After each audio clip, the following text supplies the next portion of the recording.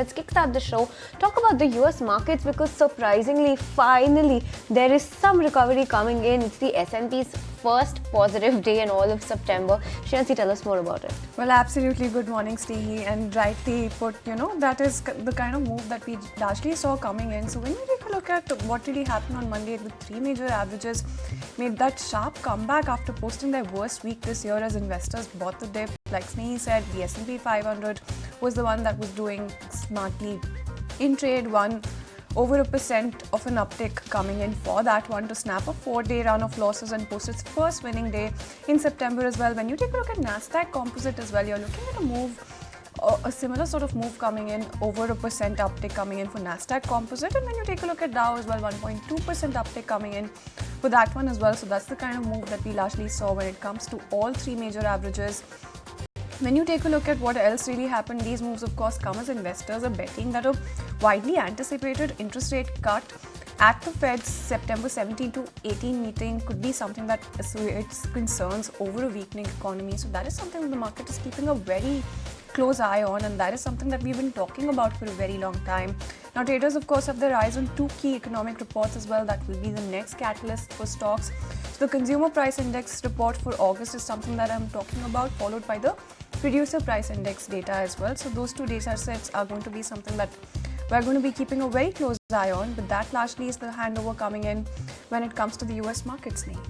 Absolutely. Let's quickly also take a look at what the European markets were up to, because the recovery that was seen in the US markets have spilled over to the European markets as well. You have DAX that was up 0.7%, FTSE up 1%, Stock 600 finally breaking that streak of red that we saw over the past few trading sessions, ending with an uptick of almost 1%, 0.8% higher as well. Stock 600 is. So recovery spilling over to the European markets as well. But on that note, let's quickly also take a look at what commodities have done. And US oil, which is US crude oil, which is WTI, has rebounded more than 1% after its worst week since 2023.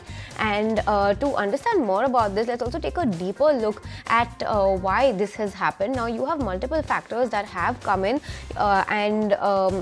actually WTI has recovered after posting its worst week since October 2023. Now, if you take a look at the US benchmark, the WTI and the Brent global benchmark have fallen more than 15% in the third quarter to date, that is. And weak demand in China has weighed on the crude market, with consumption expected to soften in Europe and the US as the summer driving season winds down and refineries go into maintenance mode. Also, you have OPEC Plus, that is another factor coming up and having a big role to play with when it comes to oil prices. OPEC Plus has delayed a production boost originally scheduled to begin in October as prices have deteriorated.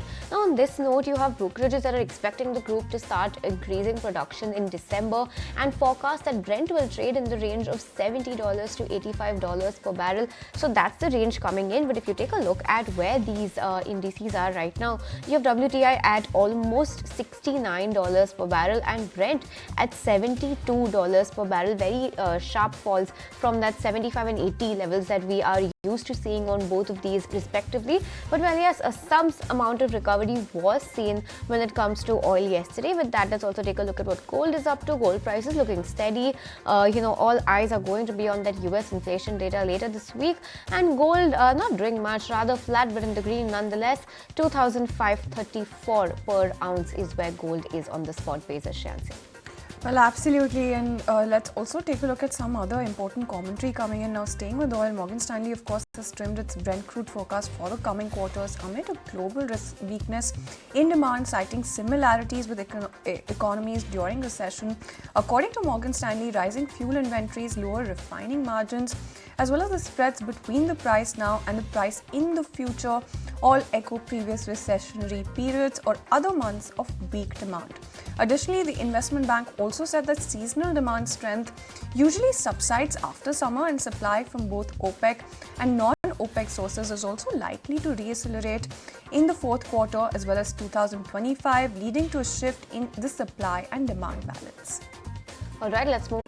If you like this video, then like, share and subscribe to ET Now.